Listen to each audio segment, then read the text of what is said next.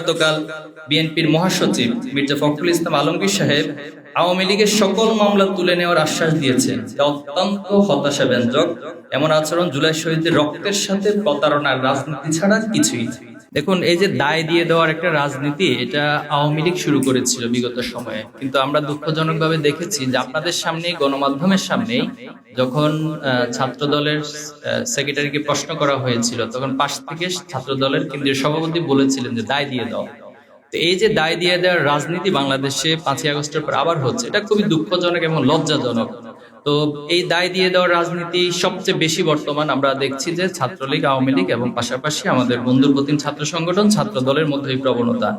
যেখানে এনসিপির সামনে যাকে গ্রেপ্তার করা হয়েছে, ধরা হয়েছে, সে নিজে বলেছে তিনি আওয়ামী লীগ, ছাত্রলীগের সাথে জড়িত, অথচ সেটাকে ভুয়া ফটো কার্ড নিয়ে অথবা সোশ্যাল মিডিয়াতে গুজব ছড়িয়ে ছাত্র শিবির বানিয়ে দেওয়া, এটা খুবই হীন রাজনৈতিক পরিচয় বহন করে। এই বিশেষ রাজনৈতিক দল গুরুত্বপূর্ণ বিষয়ে নোট অফ ডিসেন্ট দিয়ে ফ্যাসিবাদী রাজনীতির ধ্বংসাবশেষকে টিকিয়ে রাখার অপচেষ্টা করছে। আমরা এই ধরনের স্বার্থান্বেষী রাজনীতির তীব্র নিন্দা জানাই। যে সকল রাষ্ট্রীয় কাঠামো ও ব্যবস্থার মাধ্যমে পূর্ববর্তী সরকার ফ্যাসিবাদ প্রতিষ্ঠা করেছিল, তার ন্যূনতম সংস্কার এখনো হয়নি। অন্তর্বর্তীকালীন সরকারও এই ক্ষেত্রে চরম ব্যর্থতার পরিচয় দিয়েছে। প্রায় 2000 শহীদের রক্তে অর্জিত জুলাই গণ অভ্যুত্থানের বৈধতা রক্ষার জন্য জুলাই সনদ আইনগতভাবে স্বীকৃত হওয়া অত্যন্ত জরুরি। আমরা দলীয় এজেন্ডার গণ্ডি পেরিয়ে দ্রুত গণভোটের মাধ্যমে জুলাই সনদকে আইনি ভিত্তি প্রদান করার আহ্বান জানাচ্ছি। প্রিয় সাংবাদিক ভাই এবং বোনেরা, আমরা উদ্বেগের সঙ্গে লক্ষ্য করছি জুলাই বিপ্লব পরবর্তী সময়ে দেশ জুড়ে একটি দলের রাজনৈতিক পরিচয়ের আড়ালে চাঁদাবাজি এক মহামারী রূপ নিয়েছে। দেশের বিভিন্ন স্থানে এই চাঁদাবাজরা এক প্রকার অরাজকতা চালাচ্ছে। এরই মধ্যে পুরান ঢাকায় চাঁদা না পেয়ে ব্যবসায়ী সোহাগকে পাথর মেরে ঘটনা গোটা জাতিকে নতুন করে ভাবতে শিখিয়েছে। কিন্তু দুঃখের বিষয় এই যে এই দলীয় চাঁদাবাজদের বিরুদ্ধে আইন শৃঙ্খলা বাহিনী কার্যকর ব্যবস্থা গ্রহণে ব্যর্থ হচ্ছে। অনেক ক্ষেত্রে চাঁদাবাজদের গ্রেপ্তার করা হলেও একটি রাজনৈতিক দলের কর্মীরা থানায় চাপ প্রয়োগ কিংবা মব সৃষ্টি করে তাদের ছাড়িয়ে নিচ্ছে। এটি আইনের শাসনকে প্রশ্নবিদ্ধ করছে এবং সরকারের সক্ষমতা নিয়ে জনগণের মধ্যে সন্দেহ তৈরি করছে।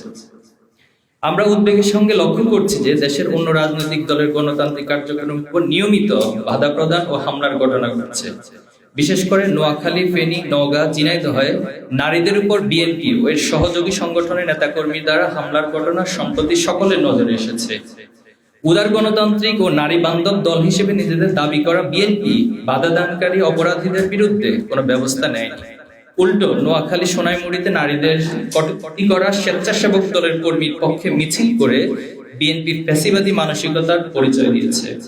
এমন আচরণ অগণতান্ত্রিক, ন্যাক্কারজনক, নারীদের প্রতি চরম মানহানিকর রাজনৈতিক অবস্থানের বহিঃপ্রকাশ। দুঃখজনকভাবে এসব হামলার সাথে জড়িত কোনো অপরাধীদের বিরুদ্ধে সরকারও ব্যবস্থা নিতে ব্যর্থ হয়েছে। একই সাথে দেশের বিভিন্ন স্থানে মসজিদে কোরআন তালিমের মতো প্রোগ্রামে বাধা প্রদানের ও হামলার মতো ঘটনা ঘটেছে। এছাড়া বিএনপি নির্বাচনের মনোনয়নকে কেন্দ্র করে বিভিন্ন এলাকায় সহিংসতা, কন্দল ও হত্যাকাণ্ড ঘটছে। এমন পরিস্থিতিতে আসন্ন জাতীয় সংসদ নির্বাচনের জন্য হুমকি স্বরূপ আমরা এই সকল ঘটনার তীব্র উদ্বেগ প্রকাশ করছি। সেই সাথে আমরা দেশের শান্তি স্থিতিশীলতা বজায় রাখতে সকল সন্ত্রাসী, চাঁদাবাজ, সকল রাজনৈতিক দুর্বৃত্তদের বিরুদ্ধে কঠোর ব্যবস্থা নেওয়ার আহ্বান জানাচ্ছি। প্রিয় সাংবাদিক বন্ধুগণ, ফ্যাসিবাদী আওয়ামী লীগের আমলে আমরা গণমাধ্যমের একপাক্ষিক অবস্থান দেখেছি। অনেক গণমাধ্যম নিরপেক্ষতা হারিয়ে শেখ হাসিনার আজ্ঞাবহ প্রচার যন্ত্রে পরিণত হয়েছিল। জুলাই বিপ্লব পরবর্তী আমাদের প্রত্যাশা ছিল সকল গণমাধ্যম স্বাধীন আচরণ করে জনগণের আকাঙ্ক্ষার প্রতিফলন ঘটাবে, কিন্তু দুঃখজনকভাবে গণমাধ্যমের এক পেশে আচরণ এখনো যায়নি। কিছু কিছু গণমাধ্যম নিরপেক্ষতার পরিচয় দিতে ব্যর্থ হচ্ছে। বিশেষ করে জুলাই পরবর্তী একটি বিশেষ রাজনৈতিক দলের কর্তা ব্যক্তিরা বিভিন্ন টিভি ও মিডিয়া হাউস দখল করে নিজেদের মন মর্জি মতো সংবাদ পরিবেশন করছে। তার ব্যত্যয় ঘটলে সাংবাদিক ছাঁটাইয়ের ঘটনাও ঘটছে। সম্প্রতি জাহাঙ্গীরনগর বিশ্ববিদ্যালয়ের ছাত্র শিবিরকে জড়িয়ে মিথ্যা সংবাদ প্রকাশ করে কিছু গণমাধ্যম সেটার সত্যতা তুলে ধরে ছাত্র শিবির প্রেস বিজ্ঞপ্তি দেয় এবং সেই প্রেস বিজ্ঞপ্তি প্রকাশ করে নিউজ করার কারণে একটি বেসরকারি টেলিভিশন চ্যানেল 2 জন সাংবাদিককে ছাঁটাইয়ের মতো ঘটনা ঘটেছে। এমন আচরণ ফ্যাসিবাদী মানসিকতার বহিঃপ্রকাশ। আমরা গণমাধ্যমের সাথে জড়িত সকলের কাছ থেকে নিরপেক্ষতা আশা করছি, অন্যথায় দেশের গণতন্ত্র আবারও হুমকির মুখে পড়বে। সম্মানিত উপস্থিতি, আপনারা জানেন জুলাই গণ অভ্যুত্থানের ১.৫ বছর অতিক্রান্ত হয়েছে। নিষিদ্ধ সংগঠন আওয়ামী লীগের নেতাকর্মীরা বিচার প্রক্রিয়া শুরু হলেও সেটি অত্যন্ত ধীরগতিশীল। এর কারণে কিছু সুবিধাভোগী রাজনৈতিক দলের নেতাকর্মীরা মোটা অঙ্কের টাকার বিনিময়ে কালক্ষেপণ করেছে। সেই সাথে গ্রেপ্তারকৃত আওয়ামী লীগ নেতাদের ছাড়াতে একটি পক্ষ মামলা বাণিজ্যের মাধ্যমে জামিন করিয়েছে, যা অত্যন্ত দুঃখজনক। এই জামিনের সাথে ফ্যাসিবাদী মানসিকতার কিছু ব্যক্তি ও বিভিন্ন রাজনৈতিক দলের আইনজীবীরা জড়িত, এমন অনেক তথ্য গণমাধ্যমে প্রকাশিত হচ্ছে। সম্প্রতি যুগান্তরের তথ্য অনুসারে মানিকগঞ্জে আওয়ামী লীগ নেতাকর্মীদের জামিনের জন্য লড়ছেন বিএনপির সহসভাপতি অ্যাডভোকেট মেজবাহুল হক। এমন শত শত ঘটনার উদাহরণ গণমাধ্যমে বিভিন্ন সময় পাওয়া যাচ্ছে। এছাড়াও গতকাল বিএনপির মহাসচিব মির্জা ফখরুল ইসলাম আলমগীর সাহেব আওয়ামী লীগের সকল মামলা তুলে নেওয়ার আশ্বাস দিয়েছেন, যা অত্যন্ত হতাশাব্যঞ্জক।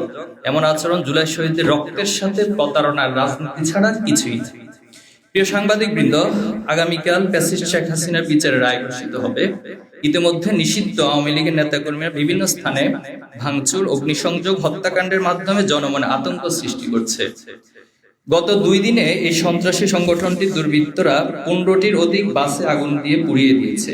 তাদের আগুন সন্ত্রাসের শিকার হয়ে ময়মনসিংহে ঘুমন্ত অবস্থায় একজন বাস চালক নিহত হয়েছে। আমরা মনে করি সরকার, আইন শৃঙ্খলা বাহিনীর উদাসীনতা এর জন্য দায়ী। আমরা সরকারকে এই অগ্নি সন্ত্রাসীদেরকে অবিলম্বে আইনের আওতায় এনে বিচারের মুখোমুখি করার আহ্বান জানাচ্ছি। সেই সাথে জুলাই ও সকল গুম, খুন, নির্যাতন, মানবাধিকার লঙ্ঘনের সাথে জড়িত সকল ব্যক্তি, গোষ্ঠী, প্রতিষ্ঠান ও সংগঠনকে বিচারের আওতায় আনার জোরালো দাবি জানাচ্ছি। যারা এই ফ্যাসিবাদী শাসনকে বৈধতা দিতে ভূমিকা রেখেছিল, তাদের বিরুদ্ধে আইনি ব্যবস্থা গ্রহণ করার দাবি জানাচ্ছি। আগামীকাল 13ই নভেম্বর আন্তর্জাতিক ট্রাইব্যুনালে খুনি হাসিনার বিচার রায় ঘোষণা করবে। এই প্রেক্ষিতে নিষিদ্ধ আওয়ামী লীগের কিছু নেতাকর্মী ঢাকায় লকডাউন নামে কর্মসূচি দিয়েছে। আমরা তাদের স্পষ্ট জানিয়ে দিতে চাই, নতুন বাংলাদেশে ফ্যাসিবাদ ও অরাজকতার কোনো স্থান নেই। দেশের শান্তি শৃঙ্খলা বিনষ্টের যে কোনো প্রচেষ্টা ছাত্র সমাজ ও জনগণ প্রতিহত করবে। বাংলাদেশ ইসলামী ছাত্র শিবির দেশের আপামর ছাত্র জনতাকে সঙ্গে নিয়ে যে কোনো নৈরাজ্যের উপযুক্ত জবাব দিতে প্রস্তুত রয়েছে। প্রিয় সাংবাদিক বৃন্দ, দীর্ঘ ফ্যাসিবাদের জাতাকল থেকে অনেক ত্যাগের বিনিময়ে আমরা নতুন বাংলাদেশ পেয়েছি। এই বাংলাদেশ রক্ষার দায়িত্ব আমাদের সবার। প্রতিহিংসা, হীনমন্যতা ও পরস্পর কাদা ছড়াছড়ি রাজনীতি আরো ফ্যাসিবাদী কাঠামো ফিরিয়ে আনতে পারে। তাই জুলাইয়ের আকাঙ্ক্ষাকে ধারণ করে চাঁদাবাজি, দুর্নীতি, মামলা বাণিজ্য, সকল প্রকার সহিংস মনোভাব পরিহার করে একটি যৌক্তিক রাজনৈতিক সংস্কারের মাধ্যমে ঐক্যবদ্ধভাবে দেশকে এগিয়ে নিতে আমরা বিএনপি, জামাত সহ সকল রাজনৈতিক দলের কাছে আহ্বান জানাচ্ছি। আপনাদেরকে সময় দেওয়ার জন্য আন্তরিকভাবে ধন্যবাদ এবং কৃতজ্ঞতা জানাচ্ছি। তো ছাত্র জনতা তো জনগণেরই অংশ, আমরাও তো জনগণেরই অংশ। জনগণের যে প্রত্যাশা, সেটা যদি আপনি জনগণের কাছাকাছি পৌঁছান, তাহলে সেটা দেখতে পাবেন। এবং সোশ্যাল মিডিয়াতে এই আগুন সন্ত্রাস এবং যারা নৈরাজ্য সৃষ্টি করছে, অরাজকতা সৃষ্টি করছে, তাদের পক্ষে জনগণের সেন্টিমেন্ট ফুটে উঠেছে। এবং সে জায়গা থেকে আমরা রাজপথে অবস্থানের মাধ্যমে মূলত তাদেরকে যে প্রতিহত করা এবং রাজপথে তাদেরকে মোকাবেলা করা, পাশাপাশি আইন শৃঙ্খলার বাহিনীর যে ভূমিকা, এর মধ্য দিয়ে আশা করি যে ভীতির কথা বলছেন সেটা দূর হবে। দেখুন, পাঠানো থেকে তো নিঃসন্দেহে কেউ ভালোভাবে দেখার সুযোগ নেই। এটা আমরা বলেছি যে সরকার, গোয়েন্দা সংস্থা, আইন শৃঙ্খলা বাহিনী তারা যতটুকু সতর্ক সচেতন হওয়া দরকার, তাদের ঘাটতি রয়েছে।